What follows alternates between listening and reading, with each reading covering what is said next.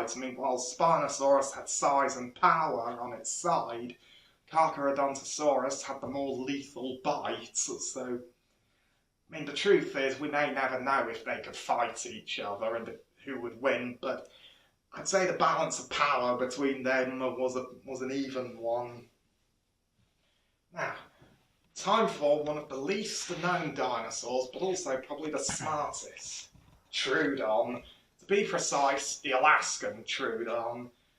Troodon are in the same family as the Velociraptor, but are their own separate group. And the Troodon in Alaska were found in well, of course, they were found in Alaska, and they might not look as lethal as something like a tyrannosaur, but fossil evidence has shown that these two were deadly predators, surviving entirely on a diet of meat. And of course, Troodon were usually small 2-metre dinosaurs, but the fossilised teeth of the Alaskan Troodon have showed something remarkable. These Arctic predators were twice as big as their southern cousins. Of course, only a few dinosaurs were able to survive in the Arctic Circle like this. Edmontosaurus, which were the most common plant-eating dinosaurs in that part of the world, and the largest duck-billed dinosaurs in North America. But during the day, Troodon, didn't hunt with an Edmontosaurus, because an adult Edmontosaurus physically dwarfed this predator. I mean, they were 12 metres long and weighed 3.5 tonnes. But Troodon not only survived in Alaska, they positively thrived. And that's because their hunting prowess came into its own after sunset. Because that's a land where, after late summer, there's more hours of darkness than light. As I mentioned earlier, Troodon are famous for having the largest brains relative to their body size of any dinosaur. But another important adaptation were their eyes.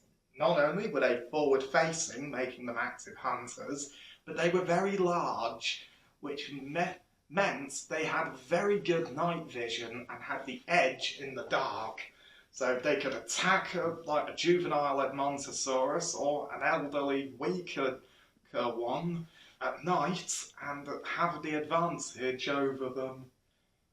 And of course, the dinosaur Alaskan bone beds are dominated by juvenile Edmontosaurus remains. Many of them show Troodon bite marks. So shows that these predators survived there by preying on the younger, weaker Edmontosaurs throughout the Arctic winter and grew to be double the size of their cousins further south. Now, the next dinosaur is one you've all probably not heard of before. It is Majungasaurus. Now, Majungasaurus lived in Madagascar about 75 million years ago, and it's part of a group of theropod dinosaurs called Abelisaurids. Now, the Abelisaurids were basically they were the tyrannosaurs of the southern continents, because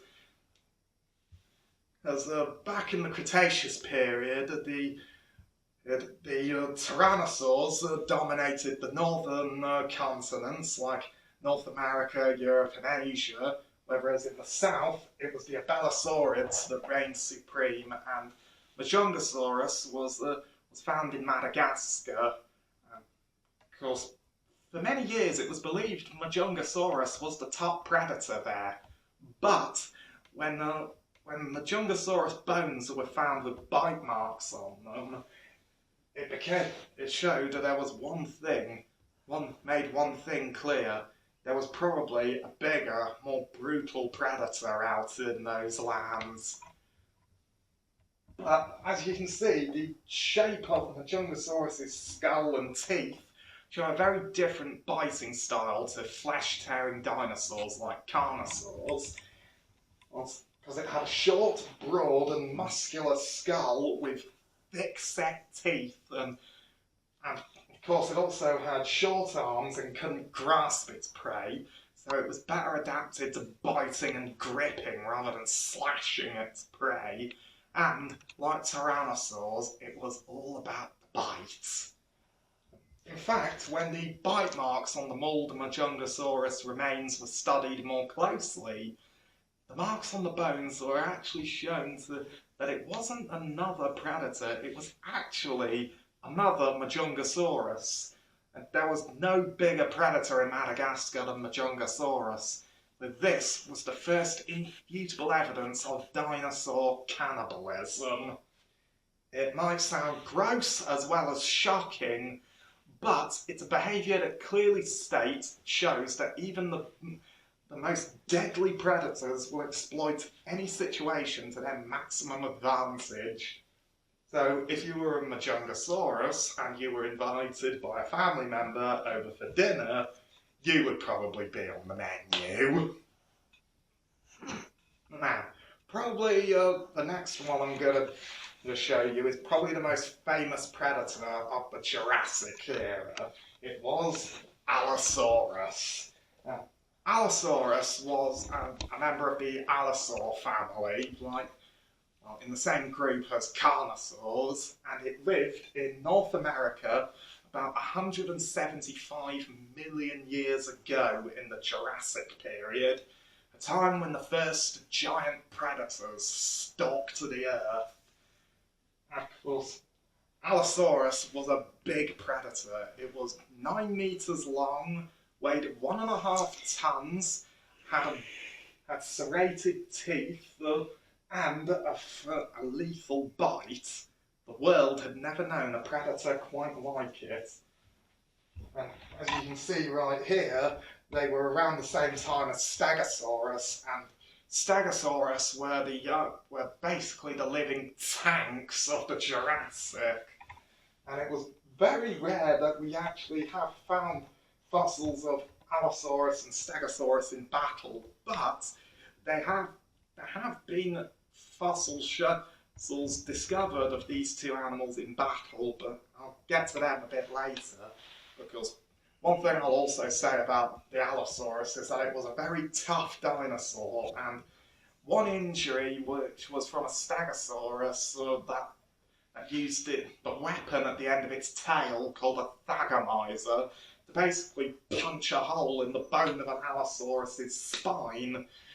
The wound showed signs of healing, and of course, whilst Allosaurus may have been a deadly predator, but recent research has shown that its bite was surprisingly weak. Calculations have suggested its bite was less powerful than a lion's. So you're all probably wondering how this Jurassic beast hunted and killed. Well, the killing method it used is like something out of a horror movie. Despite the apparent weakness of its bite, it's when they looked at the back of the skull where the neck muscles joined the skull, they were shown to be very, very large, and so it had very strong neck muscles, and scientists actually did an experiment to see how much force its skull could take, and its skull could withstand a force more than 15 times greater than its bite. So Allosaurus might have used its head like an axe. Its strong neck muscles would drive its top jaw right into its prey. And with every impact, its serrated teeth would tear through flesh, sinew and muscle, and the victim would die for a combination of shock and blood loss. It's not pretty or clinical, but it was ruthlessly efficient, and it isn't used by any modern predator today.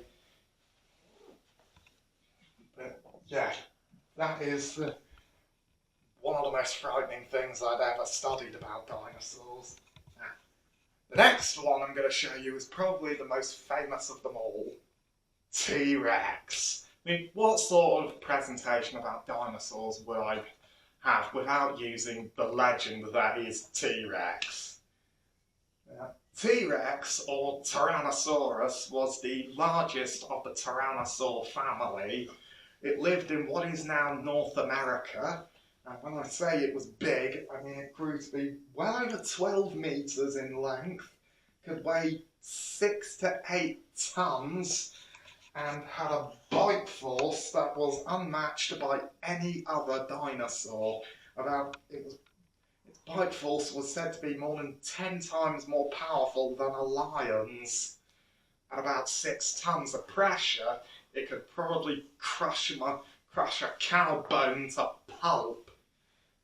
But also, the fossil records have also shown that T-Rex fossils quite often found together, like in Montana in North America, there was discovery made of a group of tyrannosaurs of different ages and sizes, all buried at the same place at the same time. So this is a clue that T-Rex lived in groups, and they might have hunted in packs.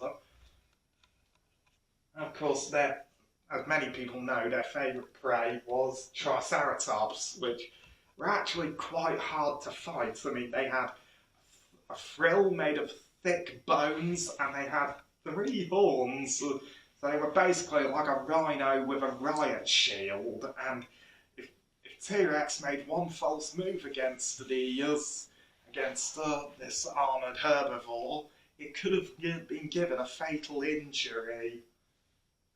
In the early 2000s, in the mid-2000s, when Tyrannosaur skulls were put through medical tests to look into the brain cases to see what they were like. I mean, their brain wasn't very big, but they had the largest area of their brain devoted to smell of any dinosaur. So they had a very, very keen sense of smell.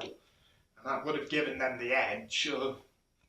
And as many of you probably know, T-Rex has featured in all kinds of movies throughout the last 100 years or so, like Disney's Fantasia, the Jurassic movies. All sorts have been used with T-Rex. I mean, up until about, I think it was the 1980s or the 90s, T-Rex was always portrayed as that it stood upright and dragged its tail along the ground. But then scientists realised that they'd got it all wrong.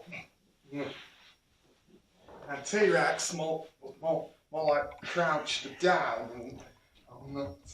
And a few years ago, there was a TV show with Chris Packham called T-Rex and Me, where he actually studied modern day animals to see what T-Rex might have been like, and he put this together, and it made probably the most accurate T-Rex around. Now, the next animal I'm going to show you is the other dinosaur from the Cretaceous period that was also the favourite food of T-Rex. It is Triceratops. Triceratops was part of a group of dinosaurs called the Ceratopsians.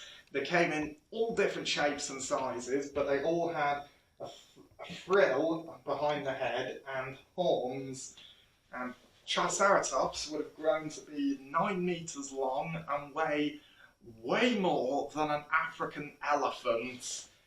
And it is quite possible that they lived in herds. For many years, it was believed that Triceratops would have charged a T-Rex like a modern-day rhino. But in the early 2000s, scientists put that to the test where they reconstructed the skull of a Triceratops and tried to see if it would have charged. But the experiment kind of proved that it might not have charged, because as it impaled the fake T-Rex, the top jaw would have been smashed to smithereens. So it's now believed that Triceratops, rather than charge, would have stood its ground and more than likely used its horns to gouge and gore at its attackers. And of course, if it went up against T-Rex, and if the T-Rex made one bad move, it it would have been given a lethal injury that could have been fatal.